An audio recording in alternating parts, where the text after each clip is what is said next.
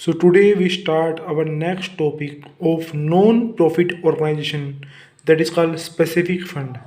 Specific fund वो fund है जिसका पैसा हम स्पेशल पर्पस के लिए ही यूज़ करते हैं। तो जो पैसा हम स्पेशल पर्पस के लिए यूज़ करेंगे तो हमारा दायित्व बनता है कि फिर हम उस पैसे को सिर्फ उसी पर्पस के लिए यूज़ करें। तो दायित्व को इंग्लिश में क्या कहते हैं? लाइबिलिटी। तो that why the specific fund is always show in the balance sheet की कहाँ पर? लाइबिलिटी साइड पे। अब स्पेसिफिक फंड किस रूप में हो सकते हैं? चैरिटी फंड हो गया, प्राइज फंड हो गया, मैच फंड हो गया, टूर्नामेंट फंड हो गया। तो इस रूप में स्पेसिफिक फंड हो सकते हैं, ठीक है ना। इस रूप में हमारे स्पेसिफिक फंड हो सकते हैं। अब इस स्पेसिफिक फंड को हम कहाँ दिखाएंगे? बैलेंस शीट में, लाइबिलिटी साइड पे। तो मान लो मैंने एग्जांपल लिया कि प्राइस फंड दिखा दिया बैलेंस शीट की लाइबिलिटी साइड पे। अब इस फंड से रिलेटेड जो भी खर्चे होंगे, दैट एक्सपेंसेस, और जो भी इनकम होगी वो इनकम इसी फंड में ऐड कर देंगे। मान लो कोई खर्चा है तो इसमें से माइनस कर दिया, कोई भी इनकम है तो हमें इसमें प्लस कर देंगे। तो हमारा आंसर आ जाएगा यहीं पर।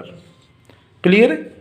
उसके बाद अगर प्राइस फंड से रिलेटेड कोई इन्वेस्टमेंट है, that will be show in the asset side. तो इन्वेस्टमेंट हमारी क्या होती है? एसेट होती है। मैं आपको एक पॉइंट और क्लियर कर दूं। मान लो इन्वेस्टमेंट 1,00,000 रुपये की है, आपकी प्राइस फंड इन्वेस्टमेंट कितने की है? 1,00,000 रुपये की है। उसके ऊपर इंटरेस्ट है 10%, तो कितना बनेगा? 10,000। पर आपको इंटरेस्ट यहाँ पे 5,000 दे रखा है, तो 5,000 तो एक्यूट इंटरेस्ट हो गया, बकाया इंटरेस्ट हो गया। तो उस बकाया इंटरेस्ट को आप दो जगह पर दिखाओगे, एक बैलेंस शीट में एसेट साइड पे, और दूसरा लाइबिलिटी में एक्यूट इंटरेस्ट के नाम से उसको ऐड कर दोगे। ये बात याद रखना कि अगर इन्वेस्टमेंट पे कोई इंटरेस्ट बनता है तो उस इंटरेस्ट को सारा का सारा दिखाना है। अगर आपको सिर्फ 5,000 रुपये इंटरेस्ट दिखा रखा है तो आप 5,000 रुपये बकाया जो है वो भी दिखाओगे एक्यूट इंटरेस्ट के नाम से।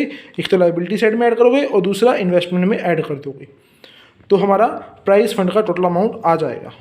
अब एक बात और क्लियर कर दूं कि अगर आपका फंड 1,00,000 रुपये है और खर्चे 2,00,000 के बनते हैं तो आपका आंसर नेगेटिव में आ रहा है। तो उस नेगेटिव आंसर को आप बैलेंस शीट में नहीं दिखाओगे, फिर उसको दिखाओगे इनकम एंड एक्सपेंडिचर अकाउंट में, एक्सपेंडिचर साइड पे। ये बात याद रखना, किस नाम से? To excess over expenditure up to income. Excess है खर्चे इनकम से, तो जितना बैलेंस लॉस का बनेगा वो एक्सपेंडिचर साइड पर आ जाएगा। अब इससे रिलेटेड आपका सेकंड, थर्ड और फोर्थ क्वेश्चन बनता है जो आप इजीली वैसे कर सकते हो।